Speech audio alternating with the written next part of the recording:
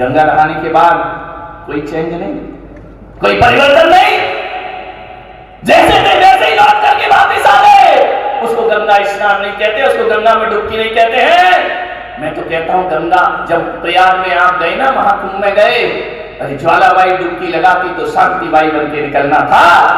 और ध्यान रखना, अंगारा डुबकी लगाए तो जलधारा बन के निकलना था। जीवन तुम्हारा सार्थक सफल। वैसे अंगारा गया और अंगारी लौट के आ गया। ऐसा लगता है कि जैसे पेट्रोल के पंप में डुबकी लगा के आ गए और भड़कने लगा वो। ध्यान रखिए, नहीं, जीवन बदलो, समय शिखर की यात्रा करो।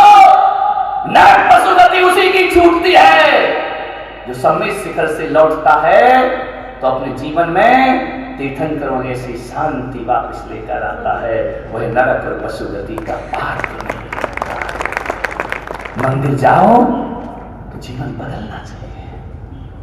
मंदिर से बाहर निकल के तुम भी वैसे हो, जो मंदिर नहीं जाता वो भी वैसे ही है, तो ऐसे मंदिर जाने से क्या फायदा है?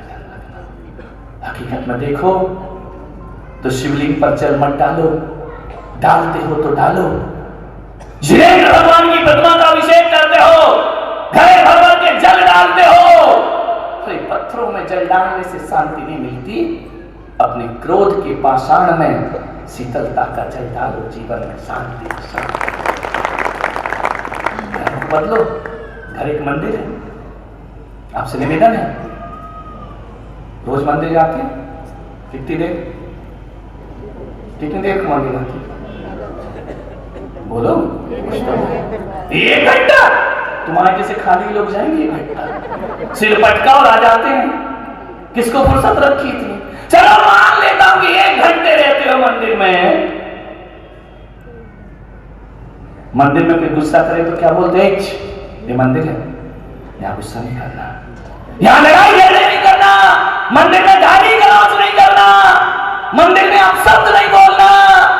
1 घंटे मंदिर को जाते हो, उस मंदिर को कितना पवित्र बना के रखते हो। हर आदमी पवित्र बना के रखता है। मैं कहता हूं 1 घंटे मंदिर जाते हो तो मंदिर को कितना पवित्र बनाते हो, पावन बनाते हो। मैं आपसे निवेदन करता हूं, फिर 23 घंटे जिस घर में रहते हो उसको पवित्र क्यों नहीं बनाते, उसको पावन क्यों नहीं बनाते हो? मान्यवर, 1 घंटे मंदिर में जैसा जीवन जिया है, जैसा सीखा है, उसे 23 घंटे जीवन में जियो। तुम्हारा घर मंदिर बन जाएगा। मंदिर जाने की जरूरत नहीं, मंदिर खुद चलकर तुम्हारे घर में आएगा। अपने घर को पवित्र बनाओ, अपनी दुकान को मंदिर जैसा पवित्र बनाओ। कोई आए तो इतना मत लूटो, उसको इतना मत लूटो कि उसका जीना मुश्किल हो जाएगा। आपसे निवेदन है, 40 साल से सामायिक कर रहे हो, 10 मिनट भी शांति नहीं है जीवन में। 4 धाम की यात्रा कराए, एक भी लक्षण भगवान का नहीं आया जीवन में। व्यर्थ है सब। शांतिनाथ की दुनिया में सब अशांत जी रहे। गुस्सा आता है, आएगा, गुस्से को सिर पर मत बिठाओ, गुस्से को पंचर करो। टायर, साइकिल का टायर होता है, उसमें कील चुभा दो तो हवा निकल जाती है, टायर पंचर हो जाता है। गुस्सा है तो गुस्से को, टायर को भी पंचर करो। कैसे पंचर करोगे? कहना 5 मिनट बाद। क्रोध का जवाब कितनी देर बाद? अभी माइक में बोलने को बोलूंगा तो 10 घंटे पढ़ोगे इस पन्ने को, तब यहाँ 5 मिनट बोल पाओगे। वो क्रोध तुरंत तैयार रहता है। क्रोध जब भी आए तो कहना 5 मिनट बाद में इसका उत्तर दूंगा। 5 मिनट बाद में कहता हूं, क्रोध को यदि 5 मिनट कंट्रोल कर लिया, क्रोध तुमसे दूर भाग जाएगा। ध्यान रखना, तुम्हारे पास आने वाला नहीं है। आपसे निवेदन है, रोज एक नियम लिया करो। सुबह उठकर कि हे परमात्मा, मुझे इतनी शक्ति प्रदान कर कि मैं आज किसी को क्रोध ना कर पाऊं, किसी को अपशब्द ना बोल पाऊं, किसी का मन ना दुखा पाऊं। ये सबसे बड़ी पूजा है। इससे बड़ी पूजा दुनिया में कोई और नहीं, आदमी ने सोच रखा है यार, जब तक झुंझलाओ नहीं, जब तक जोर से नहीं बोलो, जब तक गुस्सा नहीं करो, सामने वाला सुनते ही नहीं है। ऐसा नहीं है, सामने वाला गुस्सा से काम तो कर देगा लेकिन तुमसे प्रेम नहीं करेगा। और यदि प्यार से बोल के काम कराया तो उसे भी सुकून मिलेगा और तुमको भी सुकून मिलेगा, सुकून दोनों को मिलेगा। गुस्से से कराए काम में किसी को सुकून मिलता नहीं है। कैसे हमारी आदत शब्द हो जाते हैं क्रोध के समय, सब भूल जाते हो, गाली गलौज पर उतर आते हो। ऐसा नहीं है कि महिलाएं गाली नहीं आती, इनको आती है, लेकिन मुंह से निकालती आदमी निकाल देता है। क्या क्या बोल देता है। अपने बच्चे को गधे गुस्से में बोल दे, अरे गधे के बच्चे, बच्चा देखता है बाप को, गधे के बच्चे, सुअर के बच्चे, बच्चा देखता है आईने में, पापा को दिखाता सुअर कौन और बाप कौन मेरा। क्या क्या बोल जाता है, आदमी को होश ही नहीं रहता है। आपसे नहीं कहता, बहाने बनाना छोड़ो, क्रोध छोड़ना है। सबसे पहले बहाने, तुम कहते नहीं हमको तो गुस्सा नहीं आता, वो दिलाता है। नंबर 1 का बदमाश आदमी वो दिलाता है। क्रोध कोई कैसे दिला देगा, लेकिन हम बहाने बनाते हैं। परिस्थिति ऐसी थी, उसने गुस्सा दिलाया, उसकी वजह से गुस्सा आया। मानवर, जिस कुएं में पानी होता है ना, बाल्टी डालो तो पानी भर के आता है, लेकिन जो कुआं सूखा होता है, कितनी भी बाल्टी डालो उसमें पानी नहीं आता। तो क्रोध का पानी बाहर नहीं, भीतर भरा हुआ है। कोई किसी को गुस्सा नहीं दिलाता है, हमारे भीतर ही क्रोध समाया हुआ है। और जब कोई थोड़ी बाल्टी डालता है, क्रोध उबल करके बाहर आ जाया करता। कोई बहानेबाजी मत करिए, बहाना बनाना छोड़िए। थोड़ी देर को गुस्से को रोकिए, बहानेबाजी बंद करो। क्रोध आदत बन गया है तुम्हारी, आता नहीं है, वो हैबिट में है, पल पल में आ जाता है गुस्सा। इतनी आदत में आ गया है कि आप बात नहीं समझते, गुस्सा निकाल देते हैं। आपसे निवेदन है, जुबान खाली मत करो, आंखें लाल मत करो। क्रोध जब आता है ना, अकेला नहीं आता, पूरा फैमिली है उसकी। शादी के कार्ड में लिखते हैं ना, विद फैमिली। क्रोध भी विद फैमिली आता है। मालूम है, क्रोध की एक मां है जिसका नाम है उपेक्षा बाई। ध्यान रखना, अपेक्षा की जब उपेक्षा होती है तो क्रोध का जन्म होता है। घर में बहू है, तुम बीमार पड़ गई, उम्मीद रखती हो कि बहू 1 गिलास पानी लाएगी, नहीं लाई। अपेक्षा क्या रखी थी कि बहू पानी देगी, किसी वजह से नहीं आई। 1 बार आवाज लगाई, 2 बार आवाज लगाई, 3 बार आवाज लगाई, नहीं आई बहू। अब क्या बढ़ेगा, बोलो क्या पैदा होगा, क्रोध पैदा होगा। मैं अम्माओं से निवेदन करता हूं, यदि घर में जीना है, प्रेम से शांति से जीना है, दादाओं से निवेदन करता हूं, पतियों से निवेदन करता हूं, मान लो आप बीमार हो गए, पड़े हैं, आप उम्मीद रखते कि बीबी पानी लाएगी, बहू पानी लाएगी, बेटा पानी लाएगा, नहीं लाते तो गुस्सा आती है। आपसे निवेदन है, एक चीज आपसे मैं कहता हूं, एक चित्र और अपने दिमाग में बनाना। यदि बहू पियर गई होती, बेटा व्यापार में गया होता, पत्नी बाहर गई होती, तुम बीमार होते और दवाई खाना होती, तब क्या करते तुम, बोलो क्या करते? 104 डिग्री बुखार में भी उठते कि नहीं उठते? भले दीवार पकड़ के जाते, 1 गिलास पानी भरते, दवाई खा के चुपचाप सो जाते। मैं आपसे निवेदन करता हूं, यदि घर में ऐसे जी लो कि जैसे घर में कोई नहीं है, अपेक्षा लगाना छोड़ दो, जीवन में शांति ही शांति। मंदिरों में जाके भगवान से मत कहो कि बुढ़ापे में मेरा बेटा मुझे पानी दे, मेरी बहू मेरी सेवा करे। आज से मंदिरों में प्रार्थना करना कि भगवान इतनी शक्ति दे कि मरते दम तक 1 गिलास पानी की मैं उम्मीद किसी से ना रखूं, अपने हाथ से पानी पीऊं, खुद बनाकर खाऊं, किसी के अधीन ना हो जाऊं। इतना वरदान मेरे परमात्मा तू मुझे प्रदान जाना। जब घर में कोई नहीं होता है तो अपने आप काम होता है। ऐसा कर लो ना, हाथ पैर चलाओ ना। नहीं चलाओगे तो योगा करते रहोगे, फूफा फूफा डरे रहोगे पलंग पे।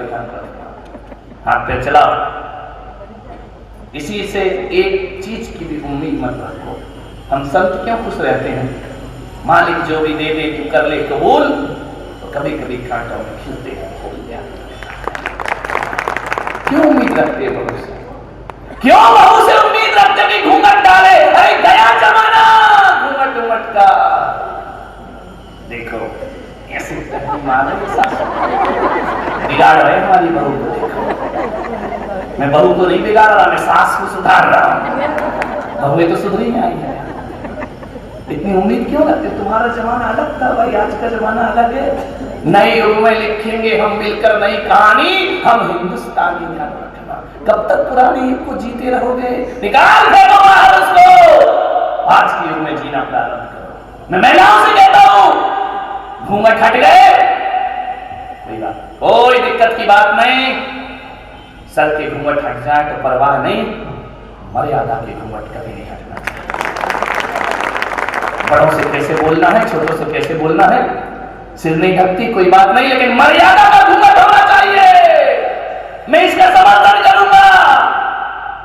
बड़ों से कैसे बोलना है, छोटों से कैसे बात करना है, कैसे बड़ों को आदर देना है, बराबर वालों से प्रेम करना है, छोटों से कैसा वात्सल्य भाव रखना है, इतनी सी मर्यादाएं सीख जाओ। कोई घूंघट डालने की जरूरत नहीं है। वो इतना लंबा घूंघट डाल के ससुर को 10 जवाब दे रही हो, घूंघट किस काम का?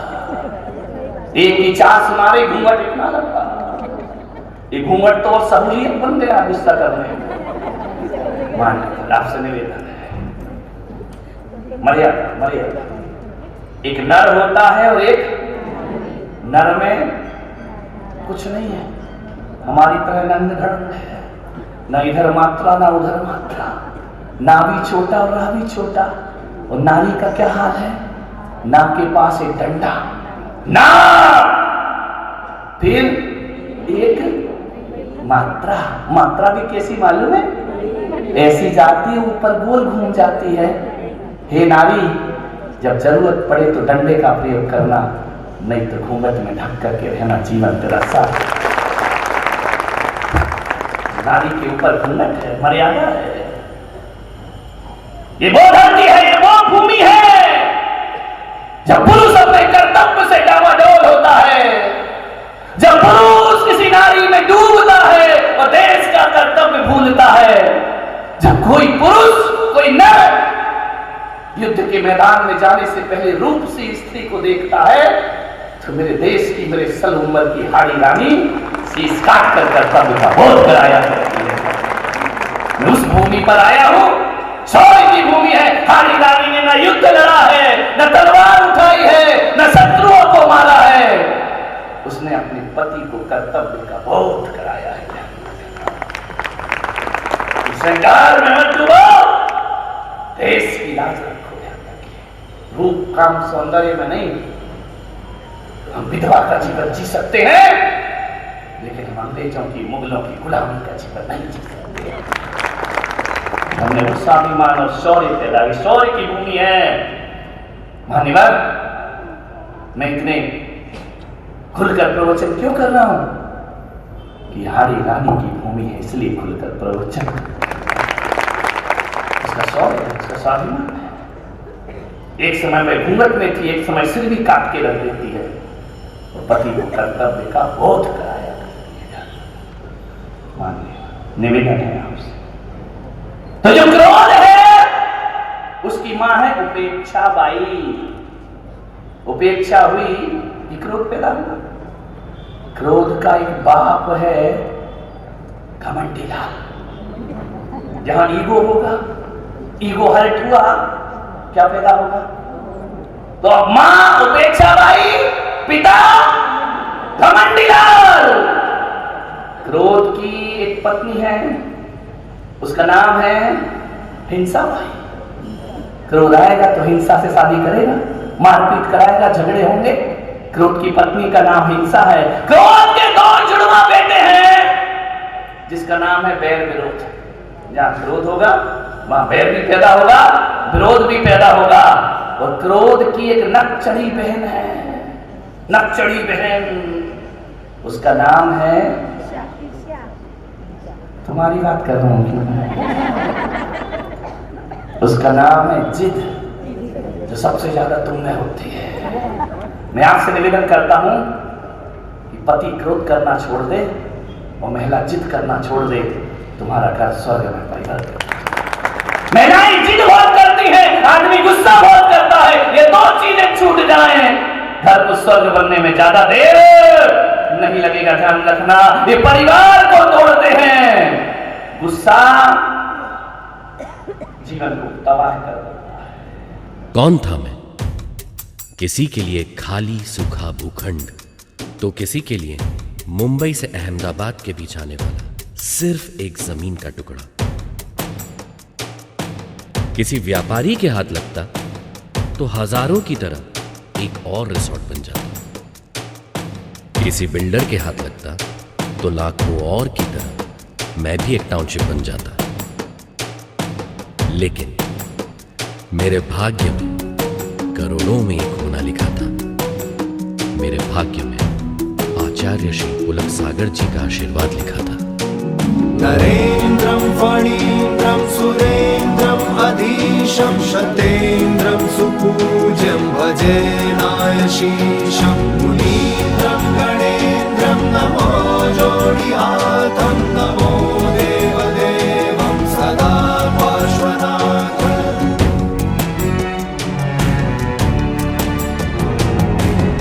मौन था मैं स्वर कहाँ से आया, खाली भूखंड को दे दी उसने काया।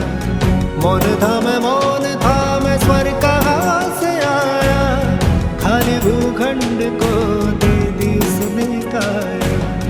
तीर्थ बनाया मुझको सजाया, तीर्थ बनाया मुझको सजाया। खाली भूमि छू के मेरी पुलक जीने की कृपा अर्जुन शरणम मना। तीर्थधाम जिन शरणम यही त्रिकाल चौबीसी, छात्रवास जिन शरणम यही है निर्जरा कुटी। यही है ध्यान मंदिर सामयिक गुफा, यही नवग्रह जिनालय त्रिमूर्ति भी दिखे यही।